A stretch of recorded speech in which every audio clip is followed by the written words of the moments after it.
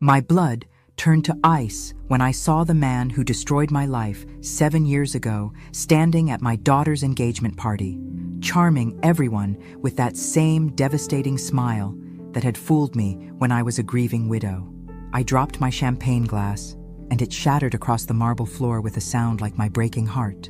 Every guest turned to stare, but I couldn't move, couldn't breathe, couldn't do anything but stare at the ghost from my recent past. If you're watching this, subscribe and let me know where you're watching from. I'm Margaret Hartwell, but everyone calls me Maggie. And at 65, I thought I'd learned to spot predators who prey on vulnerable women. I was wrong. Standing there in my daughter Sarah's pristine living room, surrounded by the elite of Chicago society, I realized the nightmare I'd escaped 7 years ago had just walked back into my life wearing an expensive suit and calling himself Michael Sterling. Sarah rushed over, her wedding dress fitting appointment forgotten in her concern. "Mom, are you okay? You look like you've seen a ghost." Ghost was exactly right. Michael Reynolds, the man who'd nearly destroyed me in 2018, was now my daughter's fiancé. The same piercing blue eyes, the same charming smile, the same calculated way of working a room. At 50, he still had that dangerous appeal that made women forget to be careful. "I'm fine, sweetheart," I lied, my voice barely steady, just clumsy. But I wasn't fine.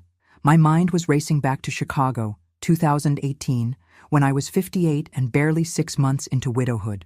Robert had died suddenly of a heart attack, leaving me lost and drowning in grief. I'd met Mike Reynolds at a coffee shop near the Grief Counseling Center. He was 42, charming, attentive, with just enough vulnerability to make me feel needed again. For 10 months, he made me feel beautiful, desired, alive again after the numbness of loss. Right up until I discovered he'd been slowly draining the life insurance money Robert had left me. "Mom, let me introduce you properly," Sarah said, her face glowing with happiness. "Michael, this is my mother, Margaret Hartwell." Michael stepped forward, and I watched his face carefully. For just a split second, I saw recognition flicker in those blue eyes.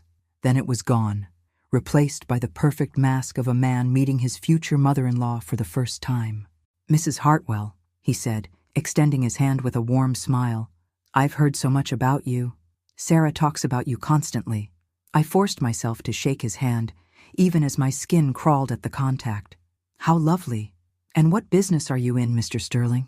"Investment consulting," he replied smoothly. "I help people make smart decisions with their money."